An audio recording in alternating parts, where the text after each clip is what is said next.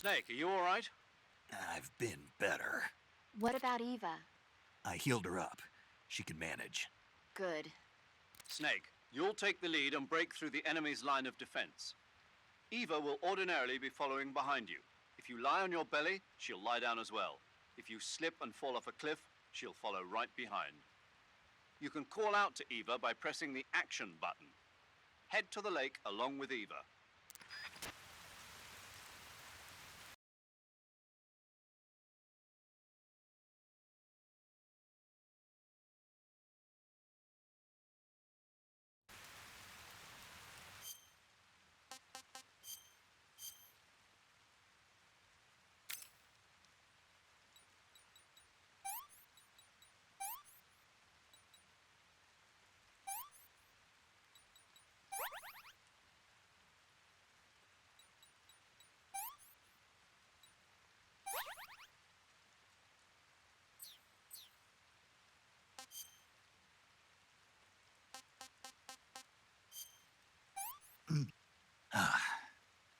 I'm full.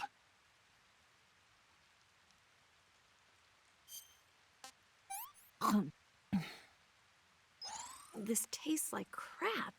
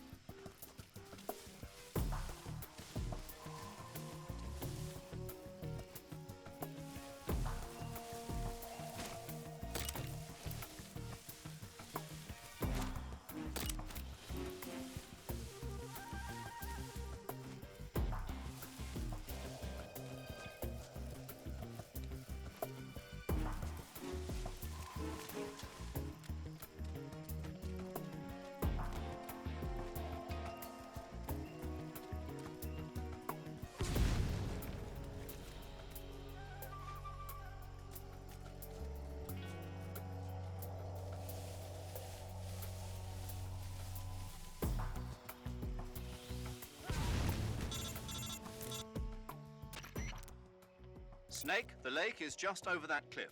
Eva should be able to climb it if you help her. Keep her close to you.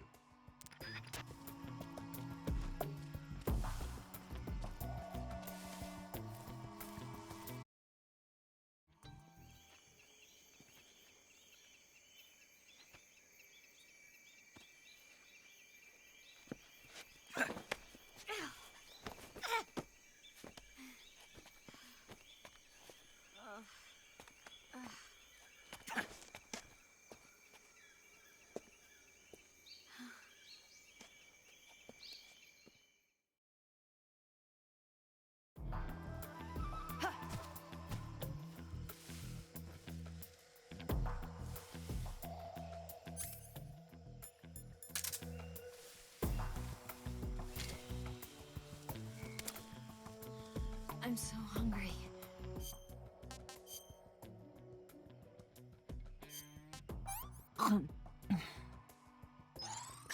Yuck.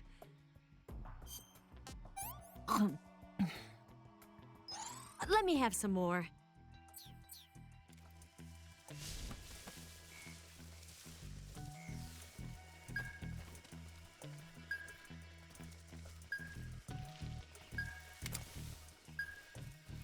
I saw something.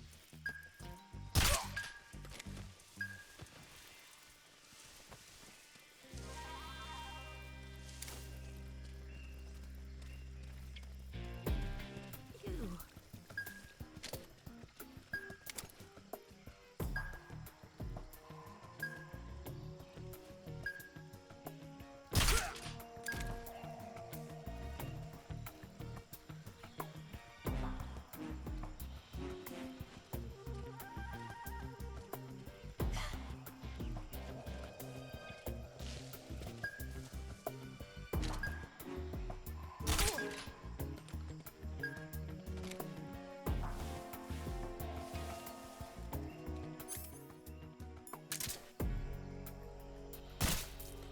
Where'd you go?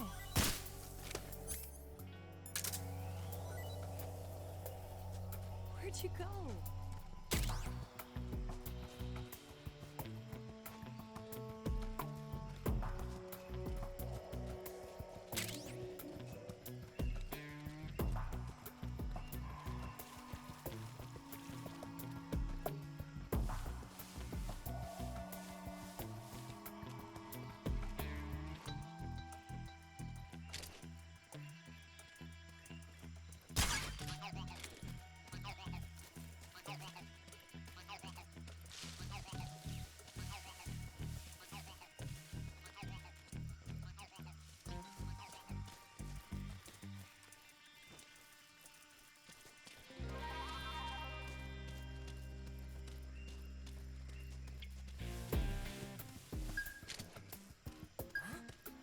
Somebody there?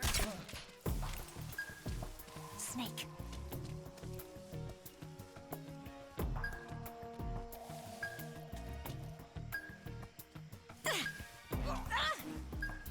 What's wrong?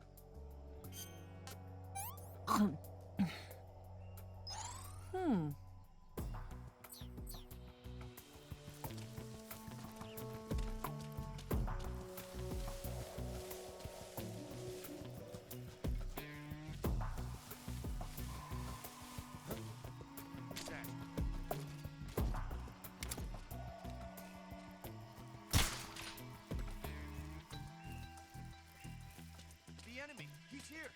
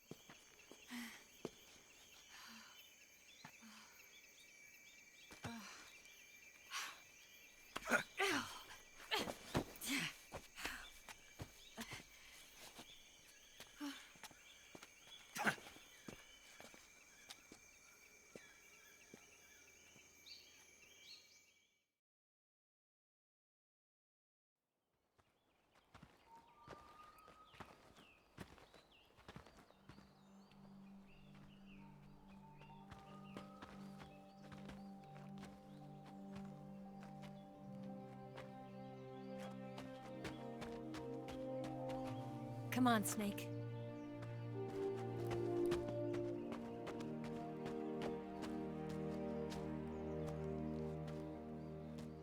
We made it. We made it. Over there.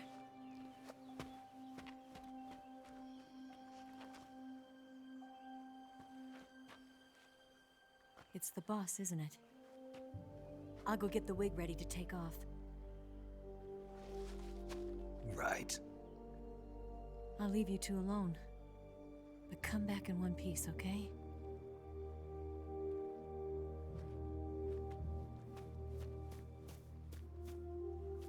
Promise me!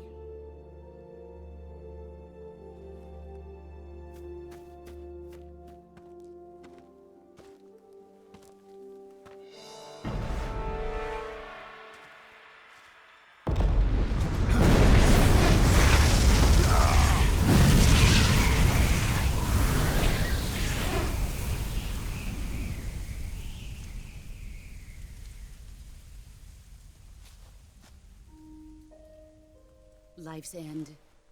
Isn't it beautiful? It's almost tragic. When life ends, it gives off a final lingering aroma. Light is but a farewell gift from the darkness to those on their way to die. I've been waiting, Snake, for a long time. Waiting for your birth, your growth, and the finality of today. Boss. Why are you doing this? Why? To make the world one again. The world used to be whole. But with the end of the Second World War, the philosophers began to fight amongst themselves, and the world was torn apart. The Cobras, my comrades who trained and fought alongside me, were torn apart as well. The foibles of politics and the march of time can turn friends into enemies just as easily as the wind changes. Ridiculous, isn't it? Yesterday's ally becomes today's opposition. And this Cold War? Think back. When I was leading the Cobras, America and Russia were fighting together. Now, consider whether America and Russia will still be enemies in the 21st century.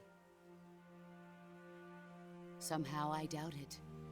Enemies change along with the times, the flow of the ages, and we soldiers are forced to play along.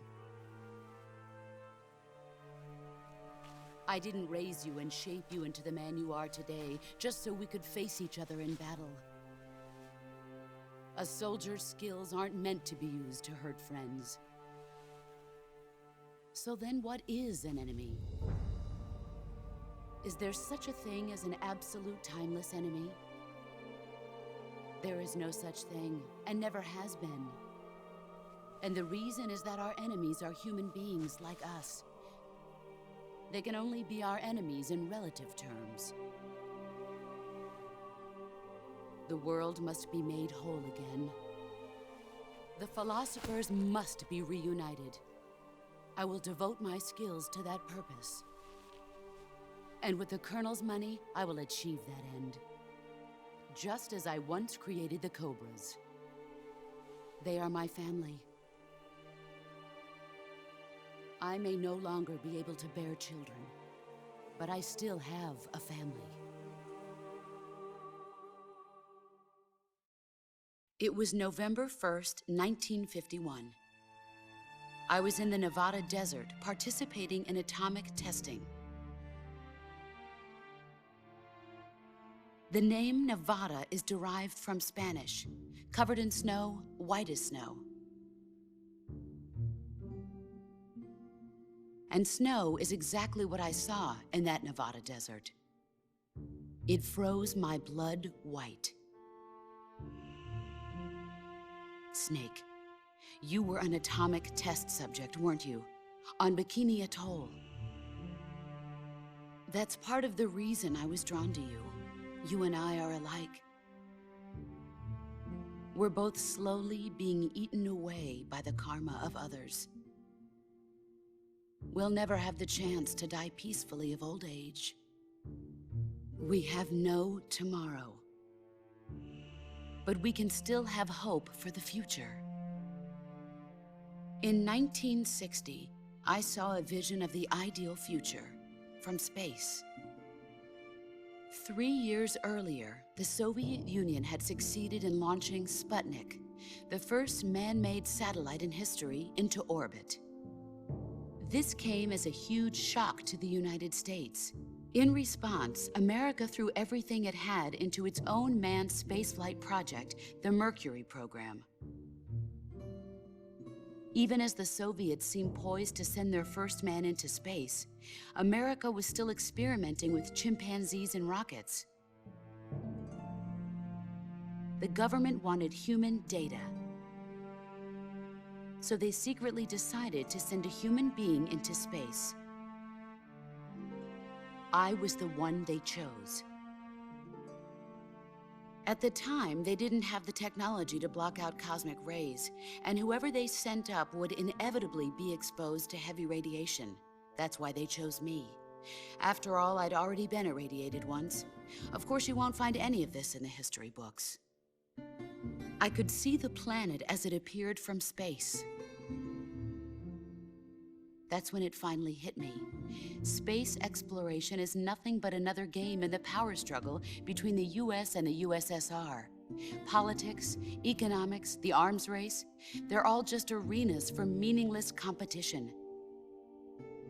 I'm sure you can see that, but the Earth itself has no boundaries. No East, no West, no Cold War.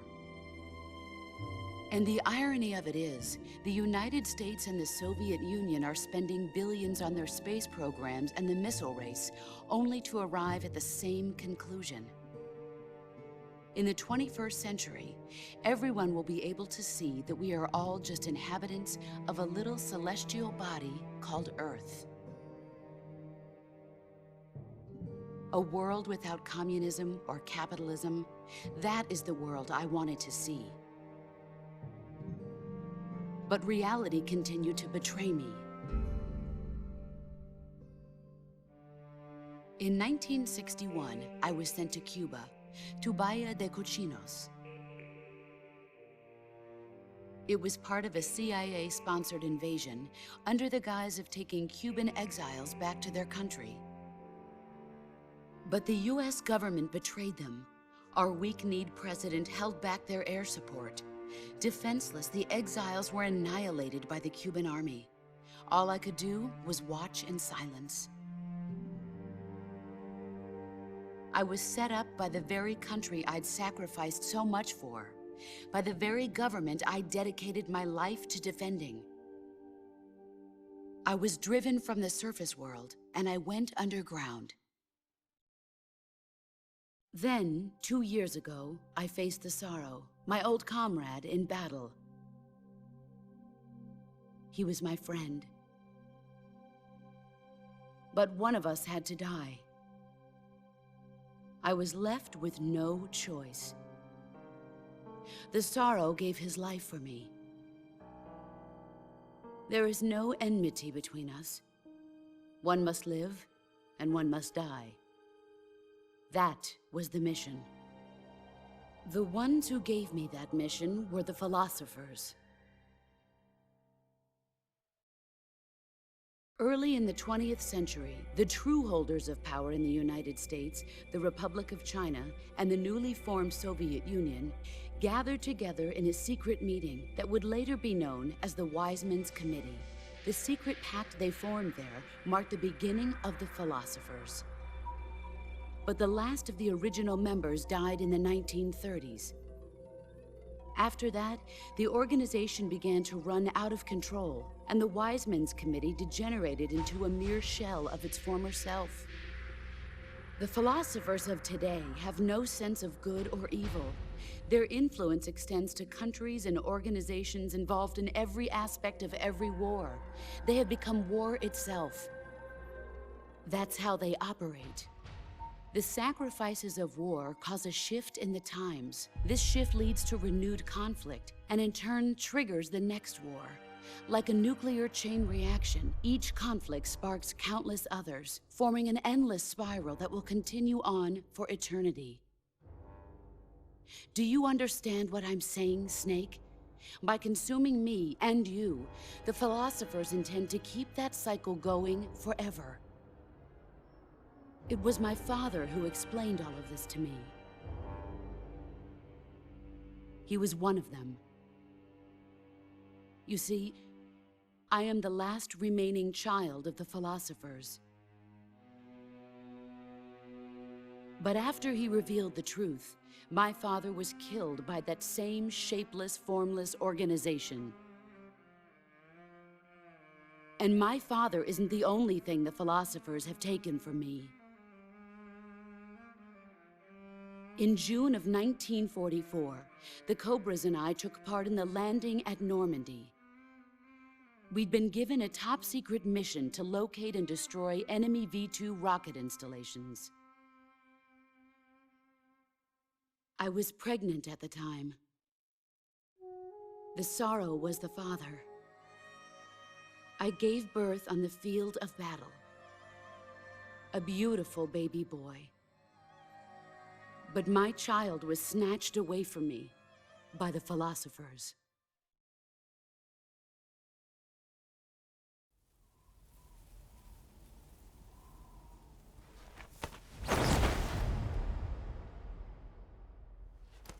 Look at this scar. This is proof that I was once a mother. I gave up my body and my child for my country. There is nothing left inside me now. Nothing at all. No hatred, not even regret. And yet sometimes at night, I can still feel the pain creeping up inside me, slithering through my body like a snake.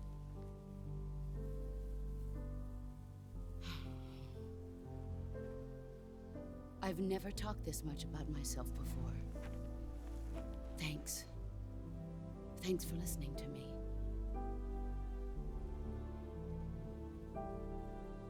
I feel content. Snake, commence the operation. I raised you. I loved you. I've given you weapons, taught you techniques, endowed you with knowledge. There is nothing more for me to give you. All that's left for you to take is my life, by your own hand. One must die, and one must live. No victory, no defeat. The survivor will carry on the fight. It is our destiny. The one who survives will inherit the title of boss. And the one who inherits the title of boss will face an existence of endless battle. I'll give you 10 minutes. In 10 minutes, Migs will come and bomb the hell out of this place. If you can beat me in less than 10 minutes, you'll be able to escape in time. Let's make this the greatest 10 minutes of our lives, Jack. Boss. You're a soldier. Finish your mission. Prove your loyalty. Face me.